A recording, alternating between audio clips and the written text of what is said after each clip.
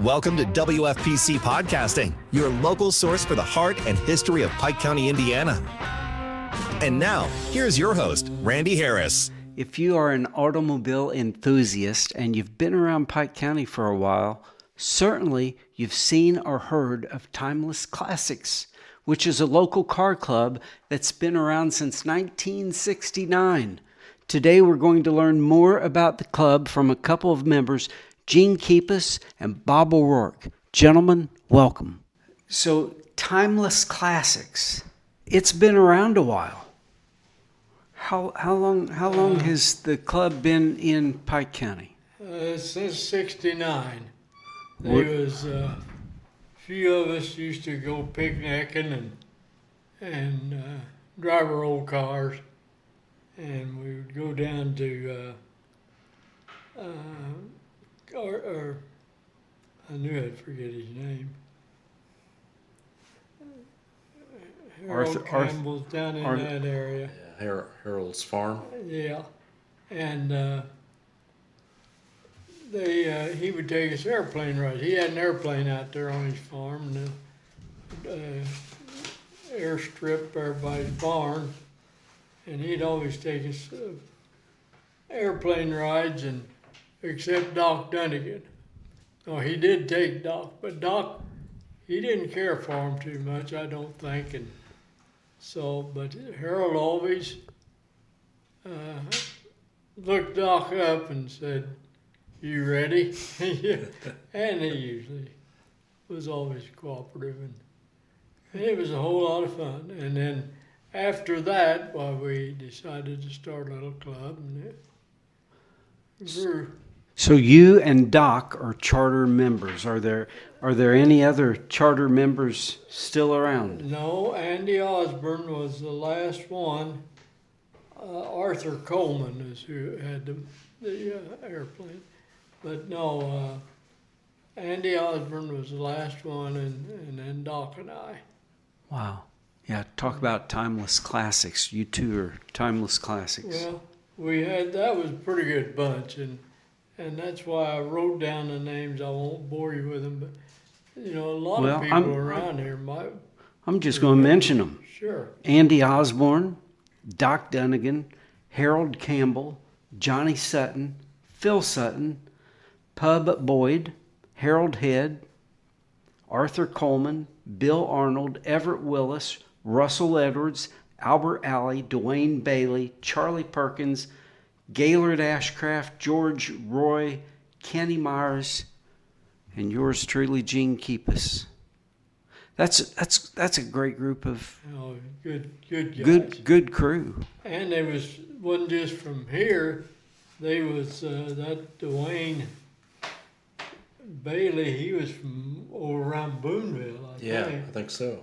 And we had them from all over. Had them down in Gibson County and Winslow, and had a lot of good members. Well, that's quite a crew. You and you've maintained it for 57 years. Yeah. Originally started out meeting in Doc Dunnigan's office in the old JC building, and we did find out that if you have food at the meetings, people will show up. And that's almost a guarantee, isn't it? Yeah, about anything you do. But we've been around a while, and when the tornado hit here, we didn't know what we was going to do. And Doc and I got together, and Doc used his own money to get us back on our feet and get us going, and it took off real big from there. We've got, I don't know how many members we have right now, but we have had as many as 80. WFPC Podcasting is brought to you in part by the Dustin Schneer Agency for Indiana Farm Bureau Insurance. They're located right here, just south of Illinois Street, 4407 North State Road 61, Petersburg, in the beautiful new freestanding building. Dustin and his capable staff, including Tyler Dillon, help guide you through the process on insurance. Whether it's home, auto, farm, commercial, or life insurance, the folks at Dustin Schneer Agency in Petersburg are here to help with the confidence that stands behind Indiana Farm Bureau and their experience. It's so much more personable when you can deal with someone face to face than a phone, text, email agent only. Dustin has been in business here since February of 2009. To top that, I've known Dustin since he was in high school. He and his wife Kelly have two beautiful daughters, Riley and Stella, who work as part of the staff at the Dustin Schneer Agency. Call them today, 812-766-1117. This is Kyle Hathaway with Hathaway Excavating and Rock Yard. We have the equipment and crew to take care of your earth moving needs, septic installs, and digging out what you need dug out. We also deliver rock, and we maintain and pump septics. We're just a couple miles away. Call Hathaway Excavating at 812-582-2646. I noticed at your Saturday in the park, you had 220 vehicles last year. Yeah. Wow. Really a good turnout. Oh my. That's impressive. It was a record, wasn't it? It was. So 60-something years into it, almost 60 years into it, you're still growing. We are still growing, and that's fantastic. Well, we've got so many questions, but you've got lots of activities. You start out the year with a benefit auction. Mm-hmm. What does that benefit? What's your philanthropic? Almost every charitable type of organization in Pike County has at one time or another probably received money from Timeless Classics. The two that we get every month is the Pike County Christian Assistance and PAWS. And then throughout the year, we consistently support sport teams that need things that maybe the school doesn't supply, like a pop-up 10 by 10 tent, or extra chairs for one reason or another. Just about anything you can think of. And then also, we're really proud of the fact that we support the missionary trips that go from different churches throughout the county. And then also, just the churches as a whole. So this isn't just some nickel and dime operation where you get No, it's not. $30 to give away. Yeah, no. Probably the average donation that we will make to an organization is $100. In the cases of some of the others, some of the bigger organizations, Special needs. then we might do quite a bit more. Wow, that's fantastic. It really is.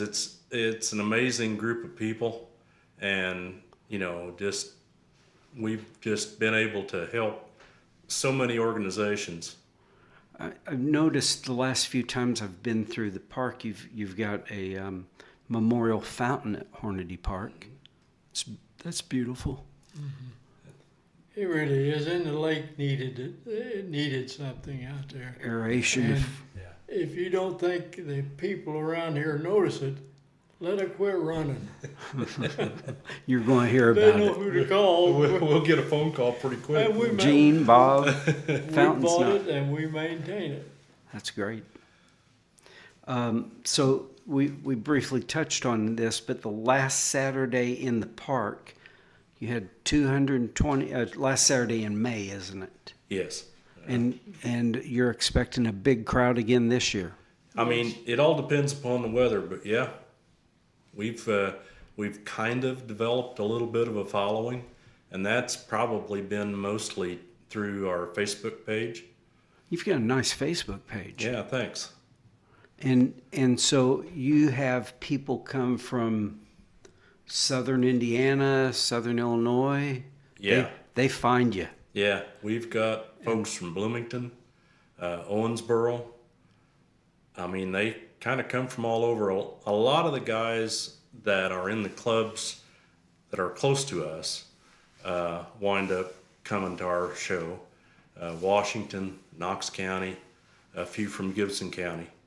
And then we've got several from Evansville, Henderson, and Owensboro, and Bloomington that come. Wow. And those folks come consistently. And they come to just display their goods. Display their car and see if they can get a trophy. And, I mean, there's a lot of conversation. Yeah. That's probably the largest attraction. Yeah. Well, and they're all people with similar interests. Yeah.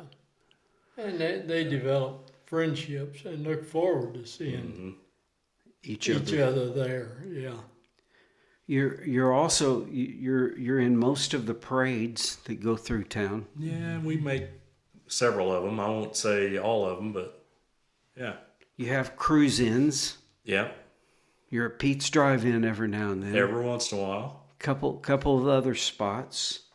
The nursing homes. I think Doc Dunnigan said he's been in the 4th of July parade at Altwell for 30 some or 40 years. That's probably the most popular. Yeah, and he'll have 4, 5, 6 cars. Yeah, he alone will have that. And the club as a whole have 10 or maybe 15. That's pretty impressive showing. You've got a program called Cabin Fever. That's the charity auction that's in January. Okay. And it's bring a picture of your car show that is also an auction. And so when you come, you need to bring something to donate, and then the club sells that and gets that money out to one of the organizations in the county. And that's been crazy successful. Wow. And anybody can come to those. Anybody wants to. Yeah. Good. Yeah, it's not just car guys that come. What are some of the? I noticed you had a beautiful gas pump on there. What are some of your big prizes that you've had in the past, or big auction items, I should say? Yeah, the gas pump and the oil tank that they used back in the 30s and 40s, which is called a lubster, is something that club members work on every year. And basically, Jack Sanders, our president, is the guy that paints that stuff. And he does a fantastic job. He's very good, isn't he? Yeah, he is. And there used to be a railroad crossing sign that was in there. We've kind of dropped back on that. We still sell a stoplight every year. And then different people bring different things that are car associated or auto, what do they call it? Automobilia. Yeah. But we've, I lost my train of thought there, but we have pretty well saturated the market with stoplights. we don't get as much out of our stoplights anymore. And we bought all of the ones that they took down here on Main Street. Yeah, I've got one of the Main Street stoplights in my garage. Yeah. And we rebuild them, put a flasher in them so that they flash. And they're pretty popular, but like I say, a lot of people are getting them now. They don't go as well as they used to. There's a saturation in the market. Yeah. But we like to put them out there before and during the auction up around the stage flashing, because it attracts attention. The more stuff we got flashing and carrying on, why, It's impressive. yeah, it really is. We all like flashing lights, Oh, yeah. unless they're behind us. Yeah. Yeah, right. Last year you hosted the Buick Skylark Club. Yep. Doc did. Doc did. Okay. Yeah. Doc's always liked Buick Skylarks, Yeah. hasn't he? Yeah, he's got a 53 model. Your flavor is Studebaker, right? Yes. What's you have I a like little them bit of all. everything, don't you? I probably lean towards Ford, but I've got a Jeep and a Corvette too, so yeah, a little bit of everything. Motorcycles too. What is the fascination with older vehicles? Why do we like them so much? Something you grew up with. Yeah. You take somebody will go out here now and they'll buy a antique car in the 70s. Well, that's not antique for us, you know. Your club was already going by then. Right. But I think it is, don't you, Bob? Just whatever you grew up with. You know, when I was little, I was thinking about this, preparing for this. When I was little, I would, of course, as a kid, you're in the back seat, and I would count the different vehicles as we would go to grandma's or any trip or Keister's or wherever. Yeah. I'm just counting, and I was kind of partial to Dodge Darts of all things, and Camaros and Mustangs, and I would just keep track of those in my head and see which one I had the most of. Plymouth Valiant every now and then. Yeah. But they're fun, aren't they? Yeah, and, they are. And there was such a style, and there was such an array of colors back then. Today we're white or gray or black and plastic, maybe plastic red. fronts, Yeah. maybe a red. Yeah, but it's not. Back then you had a lot more narrow. kind of like my springtime yellow. That's a unique color. Yeah, it is. Do you remember back then we always looked forward to what day the 55 Chevys was going to come out and be on the showroom floor? Well, what are they going to look like? It was a big deal. Anymore they're all, what do they call them? Shoebox? Well, not look the same. They're all Yeah. off the same They're pattern. very similar. Cookie cutters. Cookie cutters. Yeah, that's cookie what I was cutters. trying to Yeah, say, that's right. Yeah. But back then, when I was in school, you always looked To see what it's going to look what like. it's going to look like. And 57, they came out with those fins for you. Yeah. Yep. All of the cars from the 50s, or a lot of the cars from the 50s, are just like rolling pieces of art. They are. They well have put. a lot of chrome, a lot of cool paint, and I mean, it's fun just to look at them. So I'm going to make a comment, and I might make you two mad at me. And no, probably not. But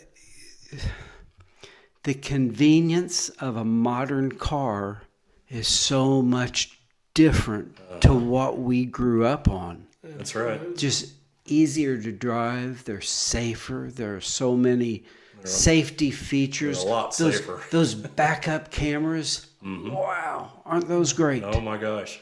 But the style doesn't compare. No. And if you could take that and set it on a new chassis, wouldn't that be a great thing? Yeah. There's just a few out there that have kind of maintained, like the Mustangs, still kind of look like. Kind of. And they drifted for a while. Up until 2020, the Corvettes still kind of looked like a Corvette. Then when they went to the mid-engine car, it changed it a lot. But yeah, there's very few that are like that. Most of them are like you're talking about. They're just cookie cutters. Yeah. You can't hardly tell a Nissan from a Ford. Plastic front ends. Not only the looks. Back then, you got 100,000 mile on a car, and it was about wore out. You were lucky to get that. Now they'll go 300,000 and 400,000. Yeah, it's amazing. They have made big improvements in reliability. Nobody was more patriotic than my dad. Pure through and through. However, in 1975, he bought what had been sitting on the floor since 74, a Datsun pickup truck. Oh my goodness. And I'm drinking Lee Iacocca's Kool-Aid. Yeah. And I'm like, shouldn't we buy American? And he said, America's not putting out very good cars right now. Yeah. And the big three have such a monopoly, you can't compete with them. And he said, we're all about competition. Yeah. He said, if you're going to compete, the American thing to do, he said, you got to buy from an existing manufacturer, and these people are making pretty good vehicles that will force us to have better vehicles. Better. And I think he was right. I believe he was right. So it was kind of a tough move, but it was a good move. Yeah, it was, and yeah, it was to force us to make better products, and it worked. It did. And I remember during the war, after the war, everybody was wanting a new car. Well, they couldn't get them. Well, We're talking World War II. yes, and they were put on a list, and they were, and they honored it. If your car came in, why, unless you knew somebody that you could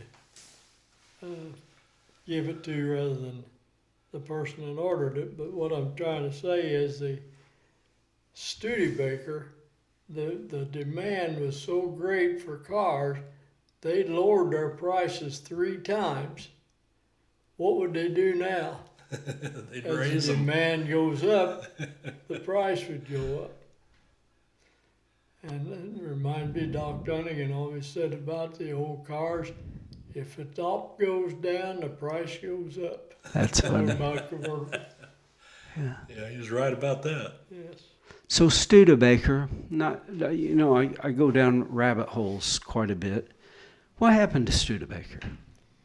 Well, They had good-looking vehicles. They They're had trucks. good-looking vehicles. Trucks are some of my favorites. And they were well built. well built. Indiana, South Bend. Yeah.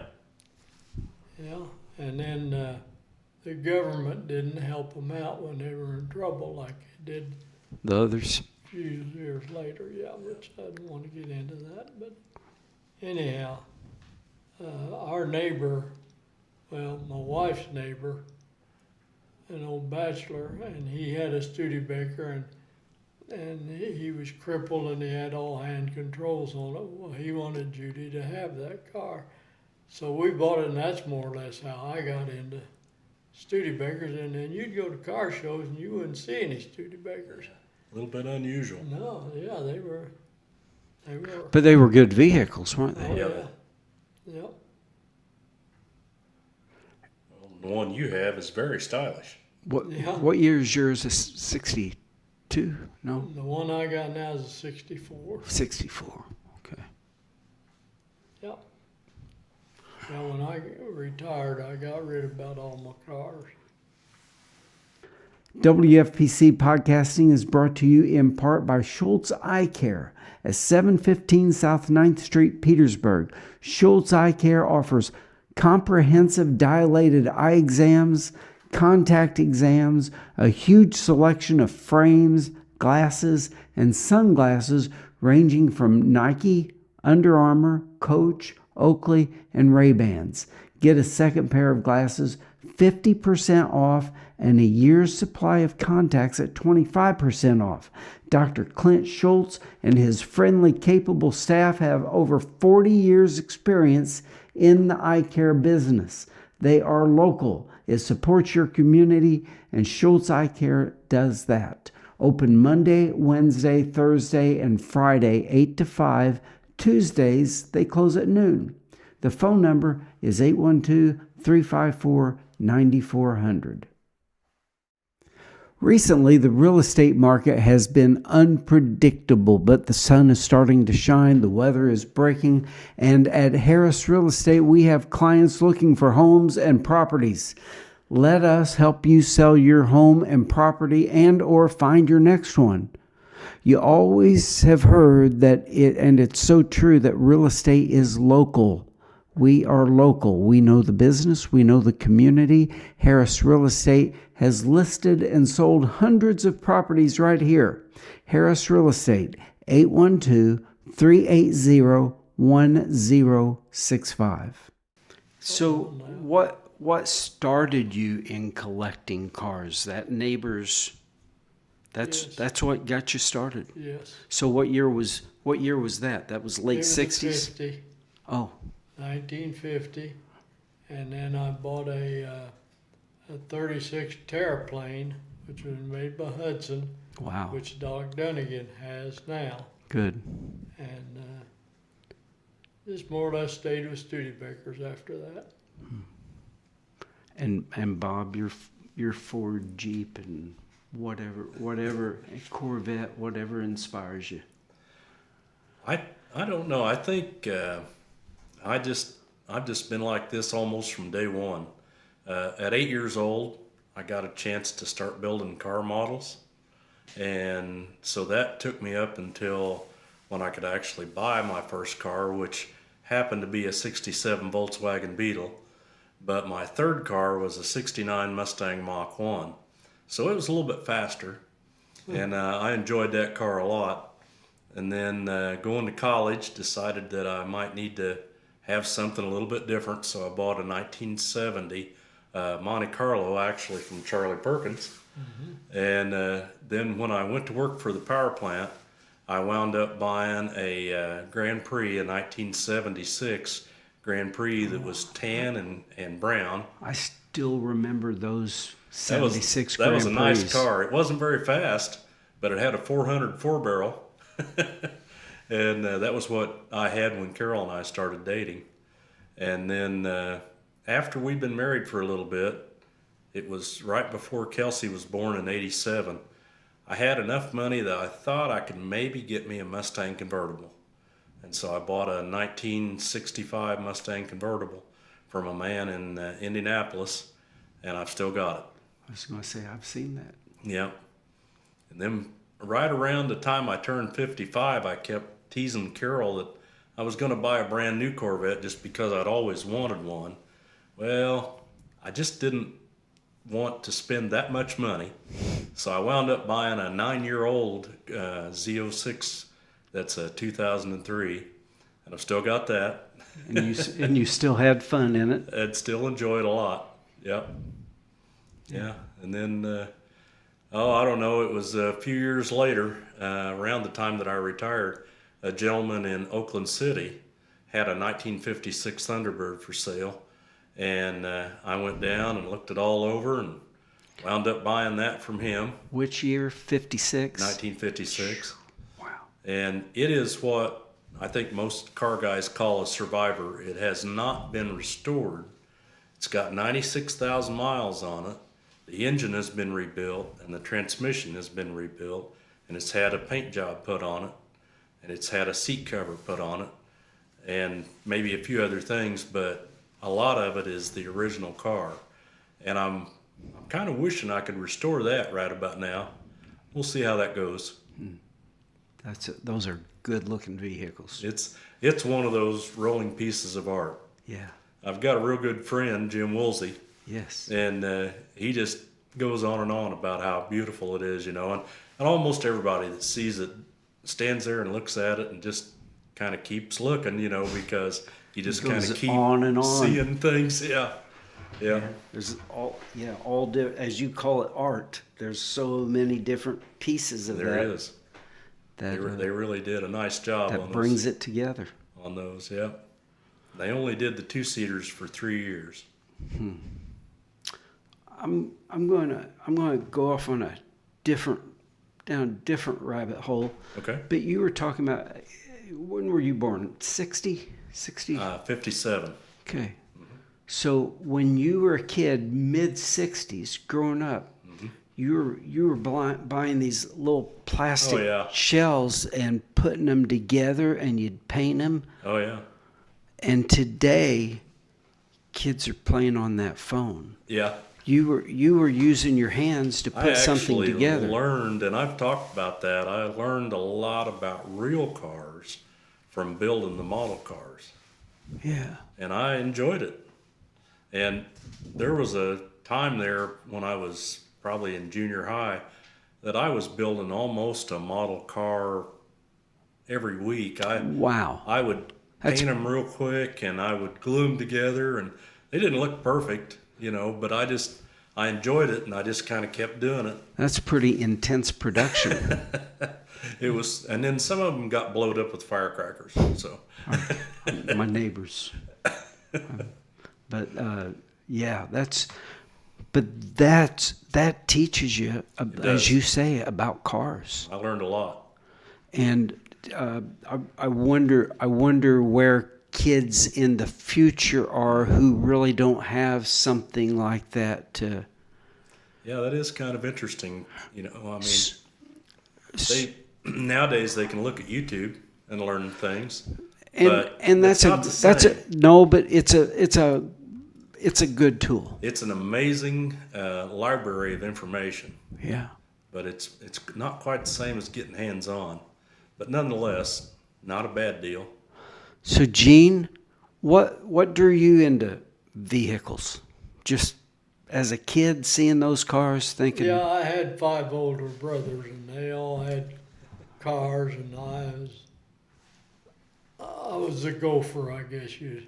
sure, I'd do anything if they'd take me a ride in their rumble seat of their Model A, or I had one brother had a 47 Cadillac convertible that I thought was the Crown Prince, and it was nice. But yeah, and my brothers having them, and then I just followed through with them. So what year were you born? 40. 40. So, yeah. That was still pretty new car when you were a kid. Yeah, the oldest, or the first car I remember my dad having was a 30-something Willys. Huh. And he would take us to Belmont, Illinois, which was about 4 miles down the road.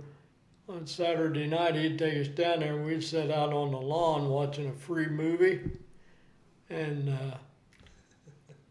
he'd fill it up with water, so it would get down there before it all leaked out and it started heating up. Funny. Well, then when he got down there, he had a buddy down there that filled his bucket back up. Get some more water. Drive it back home. Good old days. Yeah, we don't know much about that today, do we? No, it's just not the same. But we've always had a fascination with cars. This society has. Oh, in high school, I cruised up and down Main Street, probably almost a little bit every night. Mm-hmm. That's what you did. Yeah, it was just what everybody did. That was your Facebook experience. Yes. It was how we were social. Yes. And, of course, cruising around the Frost Top was like a big deal. So, I'm backing way up to the beginning. Your membership. What is your attrition? Are you bringing new people in? Are new people welcome? Do you want some of these boys that are sure. motorheads or girls If you like that cars. that love their cars? Mm-hmm. How do you inspire them to get in the club? Sorry. That's okay. A lot of times, I think just talking to them is as good as any. A lot of times you'll see somebody at the show looking around or something like that, and maybe they'll ask a few questions and just keep talking to them, and tell them about the monthly meetings, and tell them just give us a try. We are probably still kind of falling off in numbers, just because our membership is older for the most part. But just here lately, we had a young fellow that's got a family join, and so that was really good. And then we had a couple that joined, and they're probably 40-ish, and so it's. But this would be a good club for young kids who have this passion and desire about vehicles, Absolutely. cars, motors, and then they can share experience from people who have been around it for a while. Yeah. And that fosters their growth and their passion. It does. Yeah, we love talking to the young folks and trying to help them. So, and if they wanted to call me, I can hook them up with either of you. Yeah. But how do they get a hold of you? Your Facebook page, Timeless Classics? Facebook page is a really good way. Go see Jack, or go see one of you two. That's right. Yeah, talk to any of us. Show up at a meeting. Yeah. And when are your meetings? The first Thursday of every month, and they're at the Smokehouse. The meeting starts at 6 o'clock, but almost everybody shows up around 5 or 5:30. After and work, has a and little bit of supper, and then listens to the meeting. Great. But yeah, we welcome anybody and everybody. first Thursdays Yep. of each month at the month. smokehouse, At Smokehouse. 5 o'clock. That's right. No later than 6. But Yeah. if you get there earlier, that's when you get to spend your time together. The meeting starts at 6, and it's pretty common that we're done a little before 7. So if we can encourage people who have this interest, come check it out. That's right. And it's a great way for them to learn and grow Come and to the grow meeting their and hobby. Ask us questions. We love questions. That's a good point too. If you want to do something with your son, with your grandson, go out there and buy them an old car and then help them fix it up. Right. They'll learn more that way than they will You can driving up and down Main Street. you can start with Hot Wheels. Yeah. Start with the There model you go. cars. And nowadays it's pretty inexpensive to buy a remote control car. And that kind of gets them interested. I really think most of the guys I know, it's not something that they developed later on in life. They've just always kind of looked at them and been fascinated by them, you know. When I was little, that's when the Hot Wheels came out. Yeah. Like 68. I was probably 3. Yep. And yeah, I was just fascinated Yeah. with those. Oh, yeah. And if I I had a can't spare even tell you. 67 cents, Yeah. that's where it went. I can't even tell you how many Hot Wheels I had. Probably like 500. Yeah. It's a great hobby. It keeps you out of trouble. Yeah, it does. And you're learning and growing. I'm not a mechanic, but I sure love Yeah. vehicles. I got a habit of telling Carol that I like buying cars that are going up in value instead of down. All right. So I like buying the old cars. The new ones are going down. Yeah. Put some miles on them, but yours hold their value. Yeah. And maybe grow. Maybe grow a little bit. Yeah. Yeah. They're the ones I'm buying aren't fantastically desirable, but they're fun. That's one thing I remember at one of the car shows. Greg Ham won a trophy and it may have been the best of the show. And they asked him, said, well, what was the hardest thing to do on building this car? He says, hiding the money from my wife. Don't let Barb see it. Yeah, well, Almost every car guy I know has got a stash. don't give away the secrets. Well, what else do we need to talk about? First Thursday of the month, 5 o'clock if you can make it, at Smokehouse, 423 Smokehouse down on Illinois Street. Get something good to eat as well. Yeah, that's right. And how did COVID-19 affect the club? It shut us down. It was, It shut the world down. It was Yeah. hard on everybody. but the tornado was harder on us than anything. And that's when Doc Dunnigan That's when came Doc- to you and said, let's do this. Doc and said we got to go ahead with it, and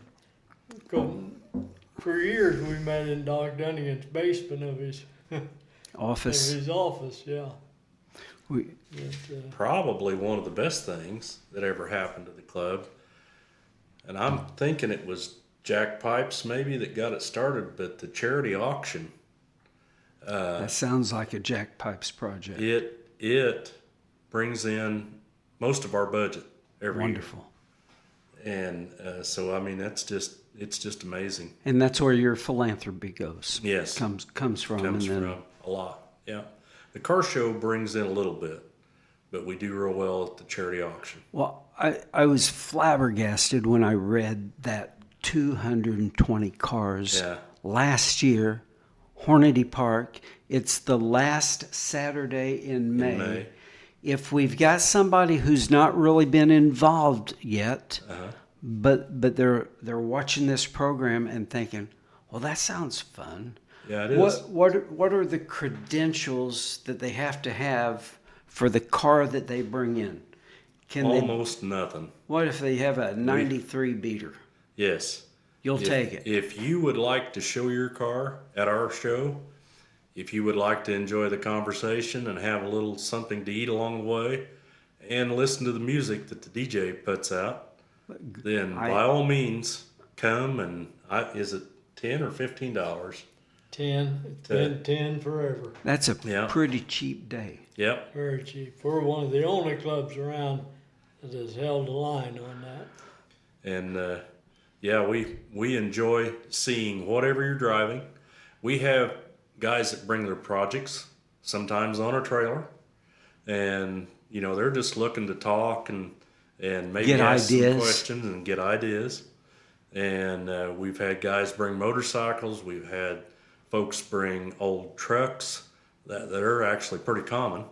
And, they don't have to be one of the best. Not necessarily cherry. No, they don't. No, they don't have to be anything fantastic. They just have to be something that you like and you'd like to show it to somebody and talk about it. Bob, even when you make noises, it's old car noise. I'm going to shut that off. But you kind of like your old cars, don't you? I do. It's an affliction and it's a pleasure. Yeah. It keeps you out of trouble most of the time. Yeah, most of the time. So you and I, looking at Gene and Doc Dunnigan, those are two timeless classics. They are. And gee, we appreciate all that you and Doc have done for this community and bringing awareness to a little bit of our history that we can all appreciate. Keeping a car club going for 57 years. Yeah. Doc, everybody knows Doc Dunnigan from here to wherever, Yeah, that's very true. Well, and Doc has been on this program. Your buddy Jimmy Woolsey's been on this program. Yeah. So you're in good company. Well, that's nice, huh? Yeah. WFPC podcasting is brought to you in part by the Log Ends Farm Bed and Breakfast. If you need a place to stay in Pike County or the surrounding area of southern Indiana, there is no place quite like the Log Ends Farm Bed and Breakfast. Just a couple of miles west of Petersburg at 2769 Indiana State Road 56. It is quaint to say the least. It's peaceful. You're surrounded by nature and God's creations in a very traditional rural farm environment, which is what Steve and Donna set up years ago. It's now passed down to the next generation of Courtney and AJ, but still under the watchful eyes of Donna. It is a traditional farm fare nestled in the countryside of southern Indiana with a working farm that grows grain, hay, and livestock. It incorporates 2 vintage log cabins. It's small, personal operation. They make you feel like family. Visit their website, logends.com, and call today to book your retreat, 812-354-2192. Winter is wrapping up, maybe. That salt and grime on the roads to provide safe driving this winter is eating away at your vehicle. You don't see the damage underneath. On the paint, it is corroding your vehicle. When you wash your vehicle on a regular basis, there are many advantages. You're easier to see, you preserve the life of your vehicle, help maintain its value, enhance vision, and it looks better. The washing with a wand, you can get into those crevices. Stop by Petersburg Car Wash today, 401 South 9th Street, State Road 61, Petersburg. Keep it clean. And I kind of know each of your histories. Gene, you start. Tell us, where'd you grow up? What brought you to Petersburg? Well, I grew up on a little farm in Mount Carmel, Illinois, and I started there when I was in high school working for an electrical contractor, and I've been an electrician all my life. And then in 1968, I got the opportunity to come over and work at the power plant, and I liked it, liked the town and everything, so we just moved my family over here. You were one of the early ones. One of the early ones. You're and I've told you this 10 times probably, but your son Stan was my first friend from Petersburg. Mm-hmm. We met at USI and became friends, and so when I showed up in Petersburg, I look over and Stan. There's Stan. Yeah. Bob, you've always lived here, Yep, born and raised here. and your dad was mayor. Dad was mayor 2 different times in a total of 20 years. Wow, Yeah. And he really enjoyed that. That's a lot of phone calls. It is a lot of phone calls, a lot of late nights. Yeah. Yeah, but he enjoyed it. It was One of the pieces of advice your dad gave me one time. He said, "You can make somebody happy the first 10 times they ask you something. The 11th is right before the election." yeah, that sounds about right. But Yeah, well, we've had a great community to live in all these years, it has. It's been a great place, and still is. and we need to get more people involved in this car club to make sure it Be great. continues, because That's right. you've got a lot of history with that, Yeah, and it's a great hobby. yeah. If anybody thinks that they might enjoy it a little bit, why, we'd sure love to have you. And again, the heads around that table have so much information. Oh, yeah. If you're a younger person and you just need to know how to do something, one of you guys have dealt with something very similar to that. Almost all the guys in the club are the folks that actually work on their cars, aren't they? Yes. Yes. Even if you need to borrow something like a gear puller or something, we're there. Yeah, there's somebody in that group that can help you. If you need a car lift, I've got a car lift in my barn, so There you go.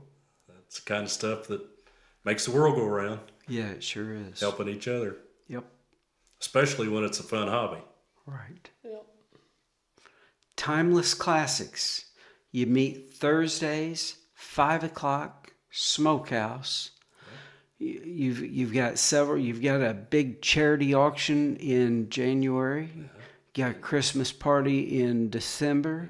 And you have 4th of July every year is up at Otwell, and we've got a cruise coming up that I can't remember the date, but Joe Schwank got together with someone that has a car collection, and I think that's in Jasper, isn't it?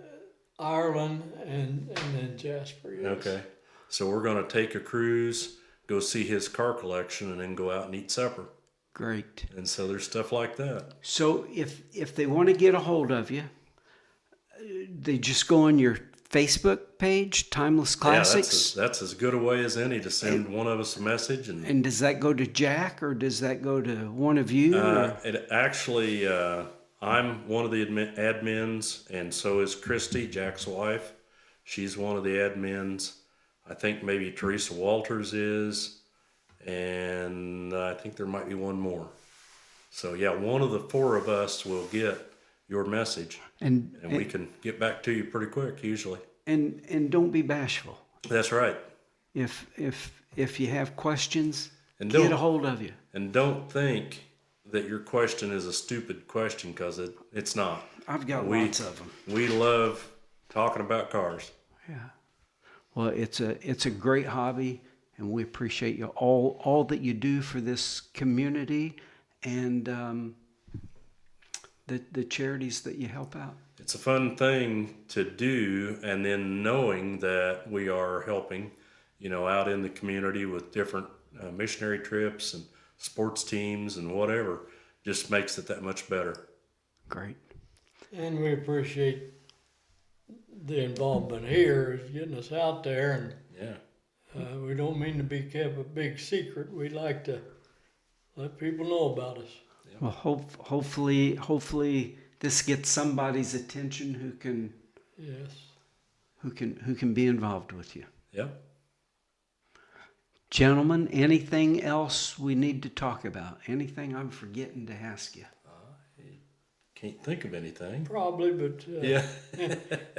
no, I think you've covered it well. Okay. Well, I sure appreciate you coming in today. Well, we you appreciate asking. the opportunity. Thank you. Yeah, thank you.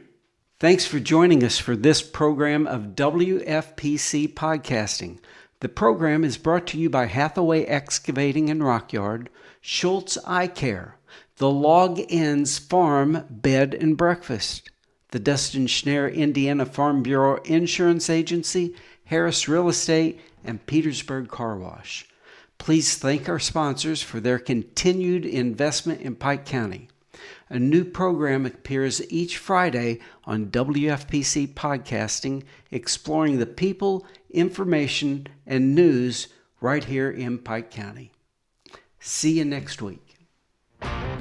Thanks for watching WFPC Podcasting, your local source for the heart and history of Pike County, Indiana. From back roads to town centers, we bring you the voices, stories, and news that shape our community. Join us on this journey through the past, present, and future of Pike County, Indiana. Tune in next week for the next episode of WFPC Podcasting.